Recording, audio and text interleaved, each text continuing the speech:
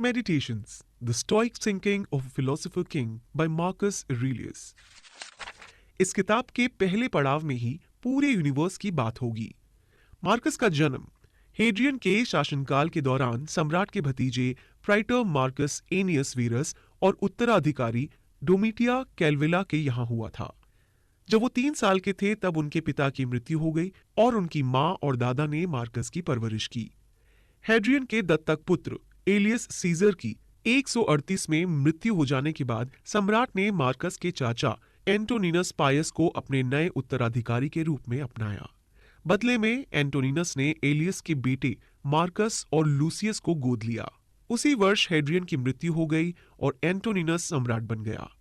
अब सिंहासन के उत्तराधिकारी मार्कस ने कॉर्नेलियस फ्रॉन्टो जैसे ट्यूटर्स के तहत ग्रीक और लैटिन का अध्ययन किया। आपको बता दें कि ऑरेलियस न केवल एक सम्राट थे बल्कि एक दार्शनिक भी थे। वो ग्रीक स्टोइसिज्म की विचारधारा को मानते थे। ऑरेलियस के दर्शन के कारण उन्हें दार्शनिक राजा की उपाधि मिली थी। तो अब सवाल ये भी उठता है कि आखिर उनके विचार क्या थे।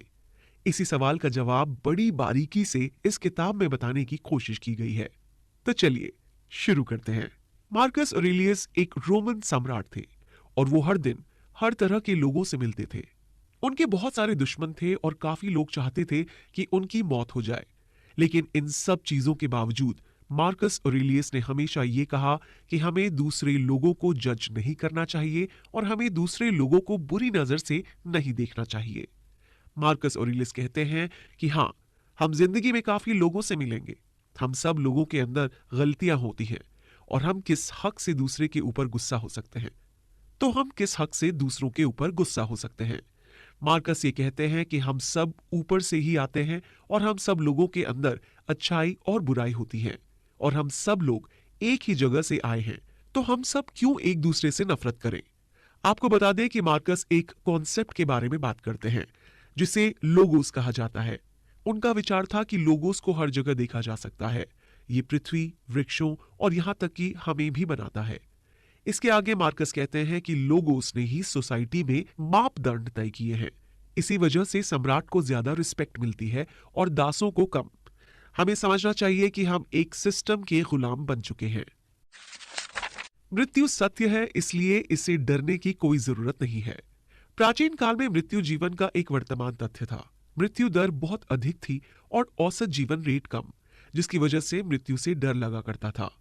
लेकिन मार्कस ऑरेलियस को लगता है कि इंसान को मौत से कभी भी डरना नहीं चाहिए। उनका मानना था कि जब तक आत्मा शरीर को छोड़ेगी नहीं, तब तक वो बेहतर बनने के लिए आगे नहीं बढ़ पाएगी। इसलिए इंसान की बेहतरी के लिए जीवन के साथ साथ मौत भी जरूरी है। उनका मानना था कि जो भी इस दुनिया को चला रहा है, मान लेते हैं कि दुनिया को लोगोस चला रहे हैं, तो उनके पास आपके लिए बेहतर प्लान है। तभी आपके शरीर से आत्मा अलग होगी। इसलिए आपको पता होना चाहिए कि जब तक दुनिया चलाने वाला नहीं चाहेगा, तब तक मौत भी आपका कुछ नहीं बिगाड़ सकती है। इसीलिए किसी को भी मौत से डरने की जरूरत नहीं है। जिंदगी बहुत छोटी सी है, इसलिए कंप्लेन करना बंद कर दीजिए। इस बात में कोई दो राय नहीं है कि कोई भी कभी भी इस दुनिया को अलविदा कह सकता है। यहाँ किसी का जीवन गारंटी कार्ड के साथ नहीं आया है। इसलिए हमेशा इंसान को खुश रहने की कोशिश करनी चाहिए। यह भी सच है कि हर मिनट खुश नहीं रहा जा सकता है, लेकिन हर मिनट अपना बेस्ट जरूर दिया जा सकता है। इसीलिए आज से ही अपनी लाइफ को देखने का नजरिया बदलने की शुरुआत कर दीजिए। जिंदगी से शिकायत करना बंद कर दीजिए। कई लोगों की पूरी लाइफ ही शिकायत करने में खत्म हो जाती है। उन्हें इस बात की शिकायत लगी रहती है कि उनकी लाइफ में कितनी ज्यादा मुश्किलें हैं, लेकिन उन्हें पता होना चाहिए कि इन शिकायतों की वजह से उनकी लाइफ खर्च होती जा रही है। इसलिए आज से ही हम लोगों को अपनी लाइफ की वैल्यू करनी चाहिए और ज्यादा से ज्यादा बेहतर बनने की कोशिश शुरू कर देनी चाहिए। लॉजिकल थिंकिंग के महत्व को समझने की कोशिश करिए। बहुत ज्यादा इमोशनल होना सही नहीं है। Author stoic school of philosophy को काफी ज्यादा सम्मान दिया करते थे। इस स्कूल में लॉजिकल थिंकिंग के ऊपर काफी ज्यादा जोर दिया जाता है। वहां बताया गया था कि शांत दिमाग से बेहतर फैसले लिए जा सकते हैं। इसलिए कठिन से कठिन सिचुएशन में हमें अपने दिमाग को शांत रखने की कोशिश करनी चाहिए। ऐसा हम अपने दिमाग को ट्रेन करके भी कर सकते हैं। इसलिए आज से ही अपने दिमाग के पावर को समझने की शुरुआत कर दीजिए। आपका दिमाग ही आपका सबसे अच्छा दोस्त है। इसकी मदद से आप लाइफ में कुछ भी हासिल कर सकते हैं। अब सवाल उठता है कि दिमाग को कैसे ट्रेन किया जा सकता है। आपको इस सवाल का जवाब इस आने वाली छोटी सी कहानी में मिल जाएगा। 1971 में अमेरिकी सेना के जवान स्टीफन एस्लास वियतनाम के युद्ध से घर लौटे तो काफी परेशान थे। जंग ने उन्हें दिमागी और जज्बाती तौर पर तोड़ कर रख दिया। उन्हें अजीब बेचैनी ने घेर लिया। उनका किसी भी काम में मन नहीं लगता। उन्हें बहुत ज्यादा घबराहट होने लगी थी। तभी किसी दोस्त ने उन्हें मेडिटेशन की सलाह दी। ध्यान करने से पहले उन्होंने इसे पूरी तरह से नकार दिया था, लेकिन फिर घर वालों की काफी मिन्नतों के बाद उन्होंने मेडिटेशन की शुरुआत की। धीरे धीरे उनकी हालत में काफी सुधार देखने को मिलने लगा। लेकिन आज इतने साल बीत जाने के बाद भी जंग की भयानक यादें उन्हें गाहे बगाहे परेशान करती रहती हैं। स्टीफन एस्लस कहते हैं कि उन्हें ध्यान करने से उनके अंदर एक अलग ही शक्ति का समावेश हुआ है। उन्हें एहसास होता है कि उनका दिमाग पहले से बहुत ज्यादा शक्तिशाली हो चुका है। उन्हें बिल्कुल नहीं लगता था कि मेडिटेशन से उनकी लाइफ में इतने अच्छे बदलाव आएंगे। अगर आप भी अपने दिमाग को बेहतर बनाना चाहते हैं तो मेडिटेशन को अपनी लाइफ का हिस्सा बनाने की शुरुआत कर दीजिए। कोई भी दर्द इतना बड़ा नहीं होता कि वो आपको दर्द दे सके। प्राचीन रोम खतरों से भरा था। खासकर एक सम्राट के लिए उन्हें कई साजिशों का सामना करना पड़ता था।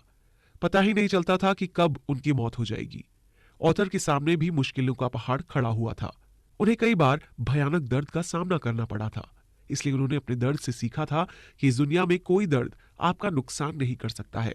अगर आप अंदर से मजबूत हैं तो किसी भी दर्द के अंदर इतना दम नहीं होता कि वो आपको तोड़ सके। मार्कस कहते हैं कि हमें समझना होगा कि दर्द भी ऊपर वाले ने तय किया है। अगर हमारी किस्मत में दर्द लिखा है तो उसे आने दीजिए। उसके सामने सीना तान कर खड़े हो जाइए और कहिए कि दर्द, तुम अपना काम करो, लेकिन तुम्हारे होने से मुझे कोई फर्क नहीं पड़ने वाला है। कोई अगर आपको अपमानित करने की कोशिश करता है तो आप तब तक अपमानित नहीं हो सकते जब तक आप उस अपमान को एक्सेप्ट ना करें। इसलिए आपको तय करना होगा कि आपका दिमाग कौन सी चीजें एक्सेप्ट करेगा और कौन सी चीजें एक्सेप्ट नहीं करेगा। लाइफ की जर्नी में अच्छी और बुरी चीजें आती रहेंगी। हमें दोनों ही तरह की सिचुएशन के लिए तैयार रहना चाहिए। हमें समझना होगा कि इस टेम्परेरी सी जिंदगी में दुख की ज्यादा जगह नहीं है। इसलिए खुद को खुश रखने की जिम्मेदारी हमारी ही है। कोई दूसरा हमारी खुशियों की जिम्मेदारी नहीं ले सकता है। मार्कस कहते हैं कि लोगोस सभी के लाइफ का हिस्सा है। इसलिए हमें अपने दर्द को एक्सेप्ट करना सीखना होगा। बड़े से बड़े दर्द को एक्सेप्ट करिए और मूव ऑन करने की कोशिश करिए। इस बात को मान लीजिए कि आपको कोई और दूसरा मूव ऑन कराने नहीं आएगा। कुल मिलाकर मार्कस कहते हैं कि सुखी जीवन बनाने के लिए बहुत कम की आवश्यकता होती है। ये सब आपके भीतर है, आपके सोचने के तरीके में है। इसी के साथ हमें ये समझ लेना चाहिए कि दुनिया परिवर्तन के अलावा कुछ नहीं है। हमारा जीवन केवल धारणा है। क्या करें? दूसरों से प्रेम करिए और लाइफ के प्रति भी थैंकफुल रहिए। जिंदगी में खुशियां बांटने की कोशिश करिए। इस लाइफ में दुख की कोई जगह नहीं है, क्योंकि जिंदगी बहुत छोटी सी है। और अजीब बात यह है कि जब ये बात समझ में आती है तो आधी से ज्यादा जिंदगी बीत चुकी होती है। इसलिए जल्द से जल्द अपने लाइफ की मीनिंग को समझने की शुरुआत कर दीजिए।